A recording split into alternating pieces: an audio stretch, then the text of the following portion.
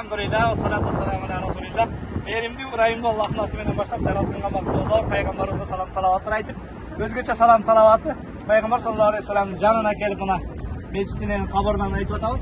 Allah Teala inşallah kılgan ziyaratlarımızı, ibadatlarımızı kabul kılıp, Merimli Peygamber özünün kutu hadisinde basa belgilep aytkanday, kim beni ziyaret etsa şafaatim millet bolat et, erten kıyamatta Peygamber'den şafaatini her birinizlerden iyi bilöңүздөргө nasip kılgan bolsun. Hurmatlı apalar, atalar, ağalar, biz hazır sizler menен Peygamberimizin bu meşidi jönündө kıskaça malumattарды berip turup, anан mына ol жерде тегисе көрүп турган eski imarat.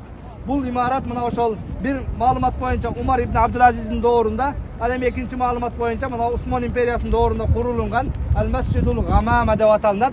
Гамама бул булут дегени. Peygamber sallallahu aleyhi ve sellem daim ayt namazdарды жана жанакы истисқа деп коет шариятыбызда жамгыр талап кылынган намаздарды мына ошол жерде площадкада чыгып окуган.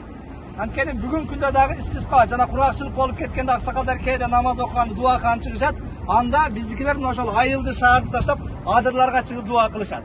Өзүн кичи пейил алып, кийимдерин тетири кийип, анткени эмне мына ошол сыртка жалаңга чыгып туруп Аллахтын кургакчылык болуп кетип Кудайдан жамгыр сурашкан.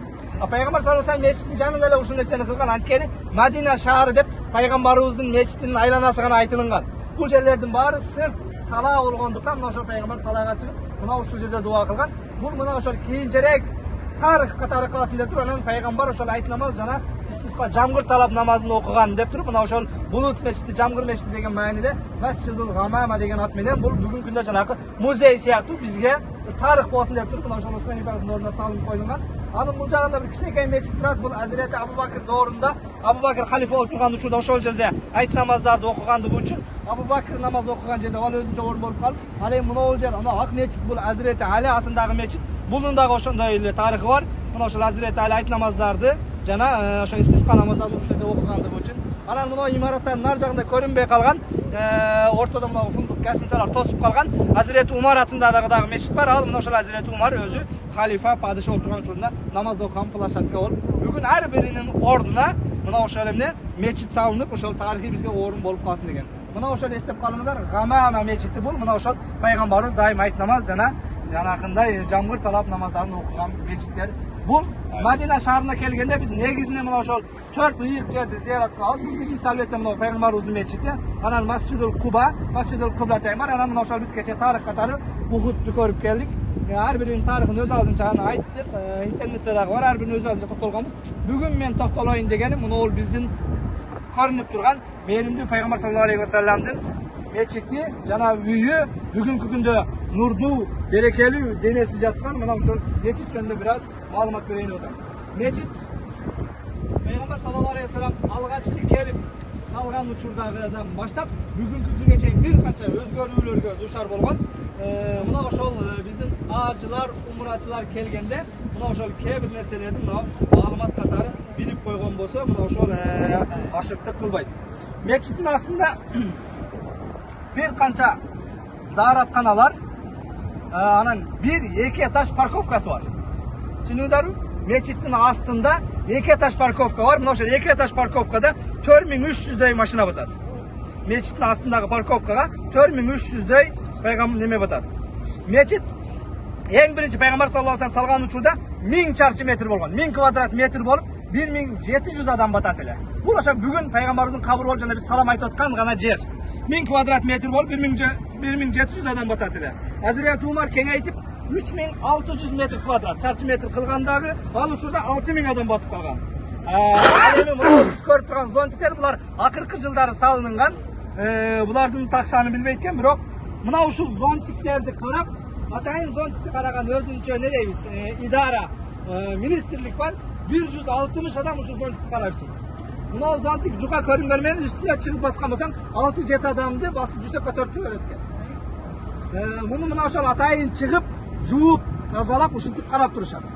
Бул зонтиктер мына ошол шамал, азыркы шамал жүрүп, саатына секундасына 15 метр тездиктен аша турган болса, заматта зонтиктер жабышат, анткени мына ошол зонтикке зыян келип калбас деп.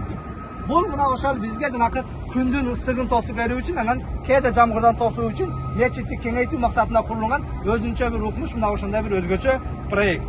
Мечитти караган 160 адам иштейт экен. Осман империясынын доорунда бул мечит 10.000 metr kvadratқа кеңейтіліп, мына ошол доордо 16.000 адам бата турганчалык деңгээлде кеңейтилген. 16.000 адам бата турганчалык деңгээлде.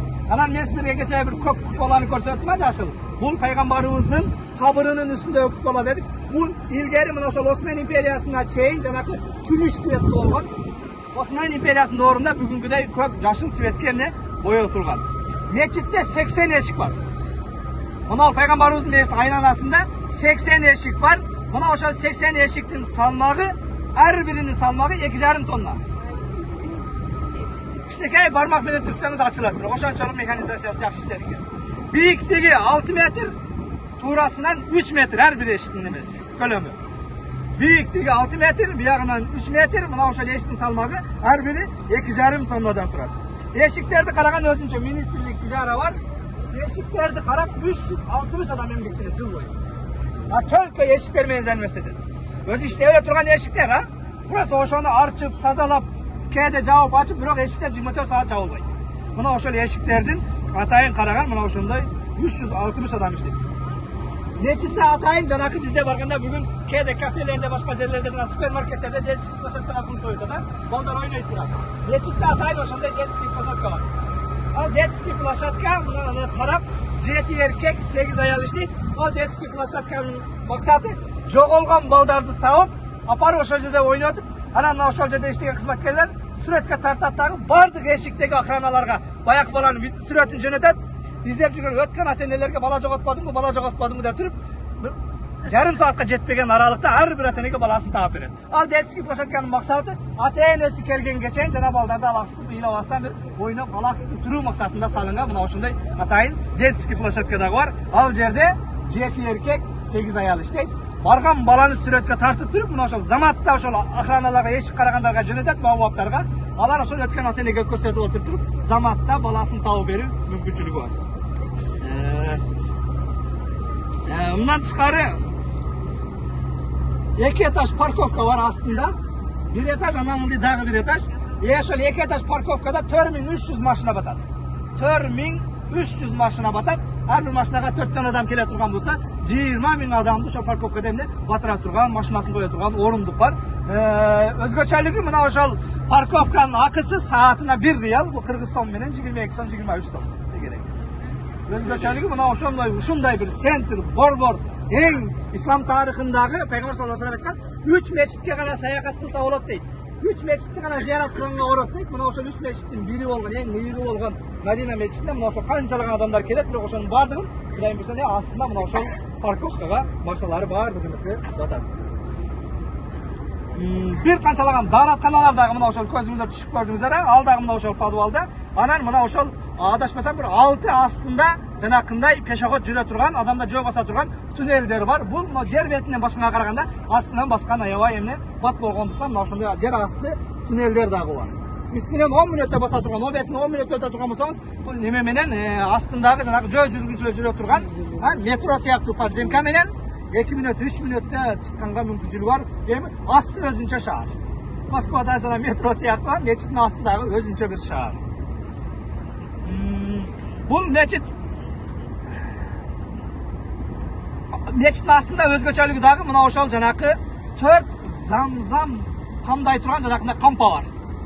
4 замзам сактай турган кампа бар. Бул мына ошол улуу ажылык сыяктуу, анан умра сезени сыяктуу ибадатта да күнүнө 250 тонна замзам келет. Замзам Маккадан келет, жанакындай биздеги водовоздорду көргөнсүздөр. Ошондой водовозда, бирок ал водовоздун өзүнүн жанакындай бир ключу бар, пултап, пломбалап туруп, атайын министрлик печат басып, ошол пломба менен келет. Бул жерде ошо атайын ошону менен алектенген адам карап туруп, мына ошо пломба менен ачып алат. Ачып алып эле сразу замзамды жанакындай кампага куюп койбостон, мына ошол ар бир келген водовоздон мына ошол азыраак өлчөмдө алып барып лабораторияга салып, жолда келип атып, бир жанакы адамга зыян болгон, башка болгон бир улуу заттар кошулуп калбадыбы деп өзү печаты менен жанакындай пломбасы менен келет. Ошого карабастан этияттык үчүн ар бир келген водовоздогу суу бул мына ошол өзүнчө не болот? Жанакындай лабораторияга текшерилип, анык замзам болгон болсо анан кампага куюлат. Ал кампадан анан атайын адистер жана биздеги көрүп атасыздар замзам сууларда жанакы эмне Şoroz bizde Kırgızstanda şoroz atkandарын бачагына окшогон бачактарга куюп алып чыгып анан мечиттин керектүү жерлерине мына ошентип тизишет. Ар бир мына ошол эмне тылдат бардыгы каралып, ошону менен мына ошо атайын Замзам менен камсыздаган дагы өзүнчө эмне министрлик бар. Бул Мадина шаарынын эски аты Ясрип. Бул бузукулук, жамандык деген ушундай бир ат менен бирок пайгамбарыбыз кийин Мадина шаары деп өзгөрткөн. Дагы бир аты бул Тайиба, эң жакшы шаар деп аталат. Анткени мына ошол эң жаман адамдар зыян берген Маккадан пайгамбарыбыз келгенде бул жер аябай жакшы тосуп алып, пайгамбарыбызга сылыктык менен дин жайылышына, Кур'ан жайылышына себеп болгондуктан эң жакшы шаар Тайиба деген аталыш менен аталат. Пайгамбар шаары Мадинатул Расул, пайгамбар шаары деп дагы аталат. 4-нчү аталышы Нурдуу шаар, Мадинатул Мунаввара. 5-нчи аталышы бул Дарул Хижра, көчкөн жер деген ат менен дагы аталат. 6-нчы аталышы бул Дарул Иман, ыйман ордосу деп дагы аталат. Анткени ыйман дүйнө жүзүнө, ааламга бүгүнкү күнгө чейин мына ушул жерден таркайт. Анан пайгамбар саллаллаху алейхи ва саллям иннал имана la ya'ruzu ilal Madina kama ta'ruzu hayatu ila juhriha деп башка бир хадисинде айтат. Чындыгында ыйман сөзсүз Мадинага кайтат, Мадинага кайра келет. İğninden çıkan жылан өз иğnine кайра келген сыяктуу дейт. Пайгамбар бул хадистин мааниси мына ошол ыйман Мадинадан таркаган кыяматка жакын элдин баары, башка мамлекеттердин баары бузулганда кайрадан ыйман ушул Мадинанын территориясында чөкөмүндө гана калат деп пайгамбар өз хадисинде баса белгилеп айткан. Ошол сыңары бул шаардын дагы бир аты Дарул Иман, ыйман неси? Ыйман ордосу деп дагы өзүнчө бир аталат. Пайгамбар саллаллаху алейхи ва саллям өзүнүн куттуу хадисинде İbrahim peygamber Mekke şahrını ıyık, berekeli kıldı deydi. İbrahim peygamber Allah Teala'dan Mekke'ni ıyık kılısın suranıp, cana berekeli kılısın suranıp dua kılgan. Oşonun ayından Mekke şahrı ıyık bolgan deydi. Al emi men dağı Allah Teala'dan Medine şahrının ıyık bolusun surap dua kılan dağı mına oşol berekeli kılısın suranamın Allah'ım Medine'ni dağı Mekke'ni berekeli kılganday, Mekke'ni ıyık kılganday ıyık kıl deyip mına oşonduktan bul meçitin dağı bir atalışı Mescid-ül Haram деп айталынат. Бул дагы ыйык мечит, Маккадагы мечит сыяктуу эле пайгамбарыбыз эле ыйык кылган, ыйык туткан мына ошол ыйык мечит деп дагы айтабыз. Пайгамбар саллаллаху алейхи ва саллям башка бир хадисинде Мадина ыйык шаар, ким жаман иш кылса же жаманга жардам берсе, Мадина ыйык шаар, ким бул шаарда жаман иш кылса же жаманга жардам берсе, ага Аллахтын жана периштелердин жана бардык момундардын наалаты болот дейт. Ал адамдын кандай жакшы иш кылбасын, жакшылыгынан үмүт жок дейт. Ошондуктан эч бир жакшылыгы Аллах Тааланын астында кабыл болбойт деп айтат. Пайгамбар саллаллаху алейхи ва саллям Мадина көрүк сыяктуу дейт. Кимде кир, дат жана күнөө болсо баарын тазалап кетирет. Мадинаны периштелер кооруп турат. Ага кыяматтан кыяматка жакын таун дагы, даджал дагы кире албайт дейт. Мадинаны периштелер кооруп турат. Бага даджал дагы, таун дагы кире албайт. Мадина ыйык шаар. Kim bu şaharda günah kıla turgan bolsa, al günahsının kesepetinden Allah'tın, Peygamber'din, bütün momundardın, periştelerden kargışına kalat. Al adamdan hiç kanday jakşılığı kabul bolboyt deyt. Oşonduktan bu şahardın ordun bilip bu şaharda emne janakı soğuplar kanday köbөйтүлүнгөн bolsa, günahlar da oşonday köbөйтүлөт. Özgöçe uşul Peygamber'din janında turup emne jol janakında jaman adatlardan tıyılganga her birimiz hareket kılışımız gerek. Anan mına oşol tırnağımızın uçundan çaçımızın uçuna çeyin günah menen keldik. Çındığında Peygamber'in aslında uyalıp hazırda Peygamber'in janına varabız. Mana oşol jerde her kimimiz özübüzdün jakşı jaman joruklarыбызды bilebиz. Peygamber'e söz berip ya Rasulullah men buga çeyin seni ziyaret kılganга çeyin pendeçilik kılıp bilip bilbey kança günahlardı kıldım. Dayım buyursa sağa söz berip bundan anda işleri kılbayım dep turup Peygamber'e söz berip anan Peygamber'imizni kıyamatta bizi şafaat kılısın suranıp dua kılıp inşallah peşin namazını okup anan inşallah fundukka kayra varabız. Bugünkü günde bu meçitin içi 98.000 çarşı metre. 98.000 kvadrat metre. Bugünkü günde 1 milyonga jakın adam batadi. 1 milyonga jakın adam batı bu yerde namaz okuyt. 4 dana, mına sizler görüp turgan 4 dana eski munarası var. 6 dana жаңы, жалпы мындай бийик болгон эмне 10 munarası var. Бийиктиги 104 метр. Madina şаарынын өзгөчөлүгү Peygamberimizin урматына көрөтасыздар гостиницаларды. Бардыгы окшош бийик эмес. Эртең Маккага барсаңыздар 80 этаж көрөсүздөр. Бул жерде мына 12 этаждан ашпаганы, 13 этаждан ашпаганы, мына ошол 104 метрлик Peygamber курган, Peygamberдин мешитинин мунарасынан адепти сактап бийик кылбайын деп көтөрбөй коет. Болбосо ошол Дубайдагыдай 100 этаж, 200 этаж салса, көтөрө турган, талапка жооп бере турган жерлер. Peygamberimizdin munarasынан бийик болуп кетпесин деп адепти сактап, мына ошол 104 метрден эч кимсиники ашпайт. Билиңиздерби? Мына ошол общий 10 munarасы бар, бийиктиги 104 metr. Meçitte 6 tane eskalator var. Janakınday özü elektrik alıp çıga turgan eskalator var. Eskalator degende көпчүлүгү көрбөй калдыңыздарбы? Бuyerта мечиттин экинчи этажы бар. Экинчи этажында атайын пайгамбарыбыздын китепканасы бар. Анан мына ошол экинчи этажда намаз окусаң болот. Ошондой бир үстүндө эле өзгөчөлүктөр бар. Кошумча айтып кете турган болсом, мына ошол кече мен кирип зыярат кылып чыктым. Мына ошол китепканада 170 миңден ашык китеп бар экен.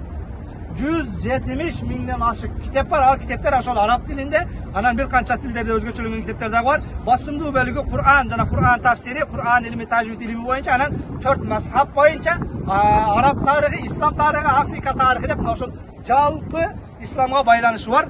170 миңден ашык китеп бар. Üstünde экинчи этажда ушундай бир мүмкүнчүлүк болсо чыгып зыярат кылып, аялдарды азыр чыгарбайт, эркектер чыгып көрүп койсо дагы бул дагы ашыкчалык кылбайт. 6 тane эскалатор, анан 18 дана тепкич аркылуу чыга турган неси бар экен, жанакындай тепкичтери бар.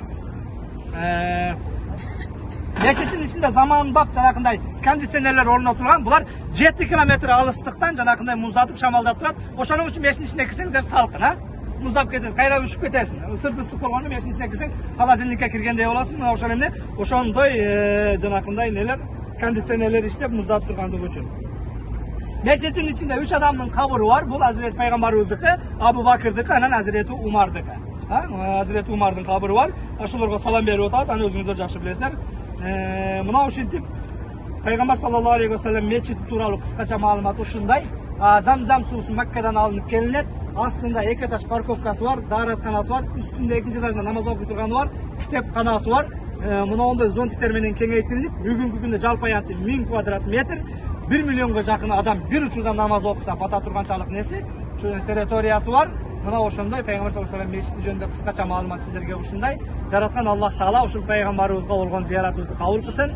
Иншалла бул дүйнөдө пайгамбарыбызга жолуга албасак дагы, мээрүмдүү пайгамбар өзүнүн куттуу хадисинде "Мен зарани бa'da вафати факанна зарани фи хаяти". Ким мен дүйнөдөн өткөндөн кийин зыярат кыла турган болсо, ал тирүүндө зыярат кылгандай дейт. Кудайым буйрса пайгамбарыбызды тирүүндө зыярат кылгандай зыярат кылдык.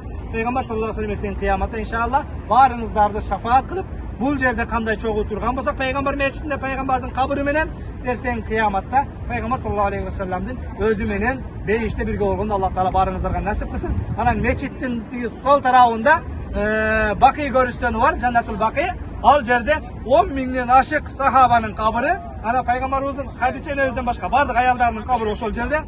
Бир гана Хадиче энебиздики Маккада, муну Кудайым билсек Макка саякатында көрсөтөмүн.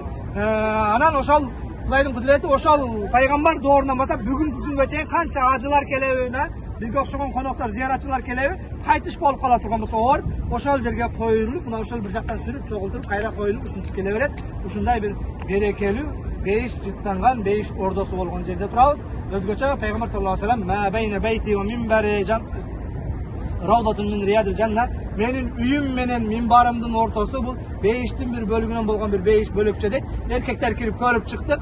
Мына ошол пайгамбарыбыздын кабырынын жанында жараткан Аллах Таала бул дүйнөдө пайгамбар айткан бейиштин бир бурчун, бир бөлүгүн көрсөттү.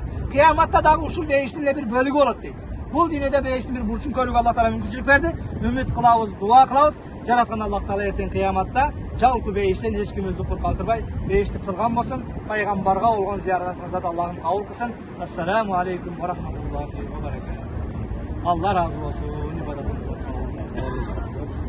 Kim aksakalı? Dua kılsın da.